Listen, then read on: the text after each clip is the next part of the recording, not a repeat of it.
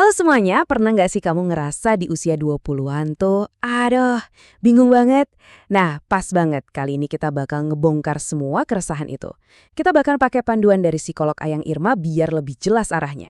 Nah, ini dia nih. Survei ini nunjukin banget kalau rasa gelisah atau ya keresahan itu jadi titik awal buat banyak anak muda.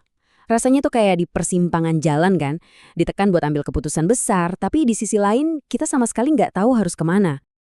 Oke, jadi perjalanan kita hari ini bakal dibagi jadi beberapa bagian. Kita mulai dari ngebahas masalahnya, terus kita cari solusinya bareng-bareng. Oke, kita mulai dari bagian pertama ya. Kenapa sih usia 20-an tuh rasanya berat banget? Ini nih yang sering disebut krisis seperempat abad. Penting banget nih buat kita bisa bedain antara frustrasi sama depresi. Kalau frustrasi, ya itu emosi normal, jangka pendek.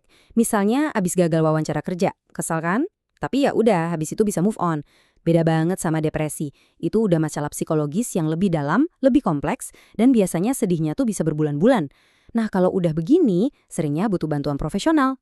Terus, gimana dong caranya ngadepin emosi yang suka datang tiba-tiba dan rasanya ngebanjirin pikiran kita? Gimana caranya biar kita nggak kebawa arus? Nah, untungnya psikolog Ayang Irma punya nih 5 langkah praktis buat ngendaliin emosi. Pertama, coba deh kenali pemicunya. Apa sih yang bikin kamu emosi? Kedua, terima aja perasaan itu, jangan dihakimi. Sedih atau marah itu wajar kok. Ketiga, kasih waktu buat diri sendiri buat proses emosi itu.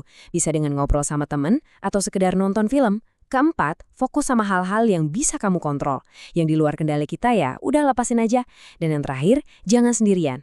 Coba deh cari minimal 2 orang buat diajak ngobrol. Kalau dirasa masih kurang, jangan ragu cari bantuan profesional ya. Oke, kita lanjut ya. Ada satu hal lagi nih yang jadi pemicu cemas paling gede di zaman sekarang, yaitu jebakan perbandingan. Rasanya tuh kayak selalu ada tekanan buat nggak ketinggalan dari orang lain, bener nggak? Nah, ini ada istilahnya FOMO atau Fear of Missing Out. Ini tuh rasa takut ketinggalan momen-momen seru yang orang lain alamin dan ya media sosial sering banget jadi kompornya. Perasaan ini ternyata akarnya dalam loh, yaitu rasa takut. Dan ternyata FOMO ini bukan cuma soal lihat-lihat media sosial aja, penyebabnya tuh lebih ke dalam diri kita sendiri. Bisa jadi karena kita kurang pede, atau mungkin kita terlalu perfeksionis. Kadang juga kita ragu sama kemampuan sendiri, yang sering disebut imposter syndrome. Semua ini intinya bisa jadi karena kita belum punya jati diri yang kuat dan butuh banget pengakuan dari orang lain. Nah, ngomong-ngomong soal keraguan diri, ini nyambung banget nih ke kebiasaan yang sering nahan kita buat maju, yaitu sabotase diri. Coba jujur deh, pernah nggak kamu ngerasa kayak penipu? Misalnya, pas dapat kesuksesan, malah mikir, ini cuma hoki doang.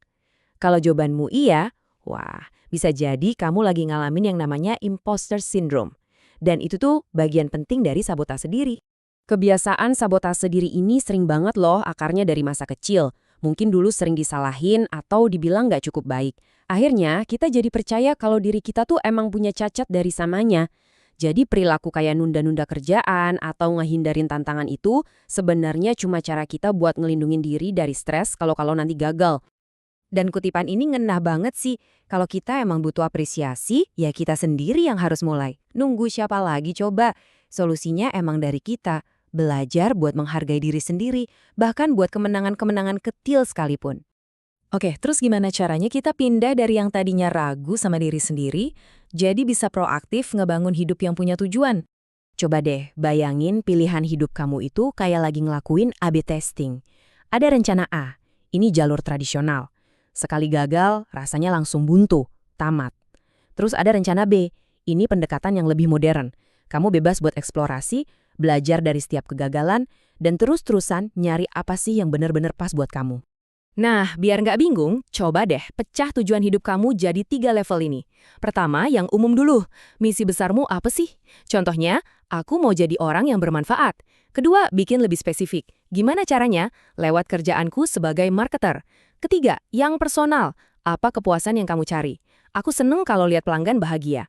Nah, dengan begini, peta jalan hidupmu jadi lebih jelas dan bikin semangat.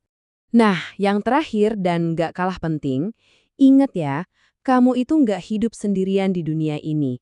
Coba deh lihat angka ini.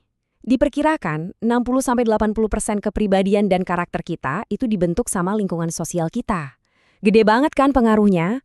Makanya, lingkungan pertemanan, keluarga, sampai tempat kerja itu bener-bener ngaruh ke kesehatan mental dan perkembangan dirimu. Jadi pilih baik-baik ya. Jadi, apa sih yang harus dicari dari sebuah circle? Ya, cari orang yang dukung kamu tanpa ngejudge, yang ada buat kamu di saat senang maupun susah. Cari komunitas yang gak isinya sarkasme atau bercandaan yang ngerendahin. Dan yang paling penting, yang mau tumbuh bareng-bareng. Intinya, kelilingi dirimu dengan orang-orang yang bikin kamu semangat. Dan harus berani juga ninggalin lingkungan yang udah gak sehat.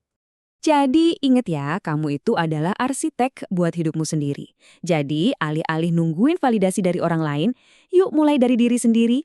Pertanyaannya sekarang, kemenangan kecil apa nih yang mau kamu rayain buat dirimu sendiri hari ini?